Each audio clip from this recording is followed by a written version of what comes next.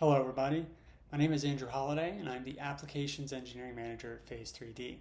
Today I'm going to show you a feature within Fringe Operator. Now Fringe Operator is our premier software tool for visualizing the data from Fringe Inspection. Now Fringe Inspection is our in-situ inspection tool that uses fringe projection, a technology that uses structured light to measure every single layer of your additive process. Today we will be focusing on laser powder bed fusion, but the technology itself is applicable to binder jet or any powder bed based process. Today we're going to be looking at adjustable color bars within Fringe Operator. So now let's launch directly into the software. Now that we're in Fringe Operator, you can see that it's comprised of three individual panels. On the far left hand side we have our 3D visualizer. In the middle panel we have our 2D height map view. On the far right hand side we have our quality chart and the anomaly table. In this demonstration, I'm really going to be focusing in on that middle section, so the 2D height map view. Now, a common issue is it can be difficult to tell at a glance what is a good layer and what's a bad layer. Now, for this reason, what we've done is we've developed our Customizable Colorbar feature, and I'll show you that feature right now.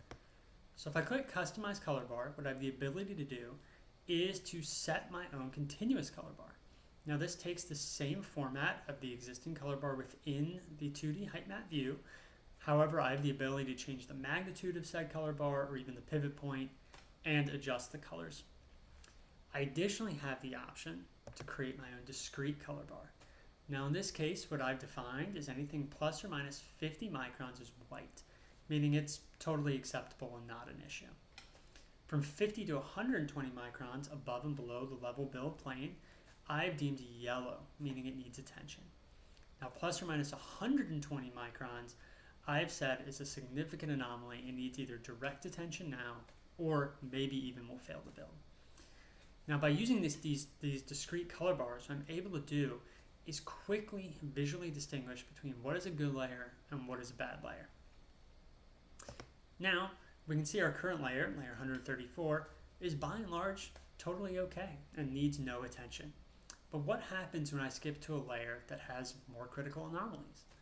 Well, to do that, I'll use our quality chart to skip directly to a layer of interest. In this case, I'll go to layer 279.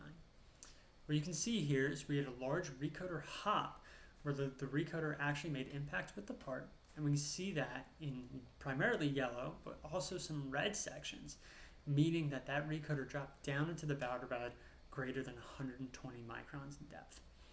Additionally, we see some other red areas showing out of plane distortion from the parts actually swelling. Now what this allows me to do is quickly see where the problems are, what issues exist, and that way I can then make critical decisions about my build health and what I want to do moving forward.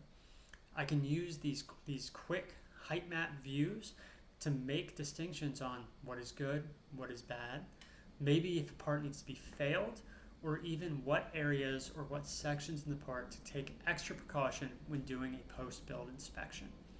For this reason, Fringe Operator is significantly reducing your build review time, allowing you to make quick and easy visual distinctions based off of real calibrated measurement data.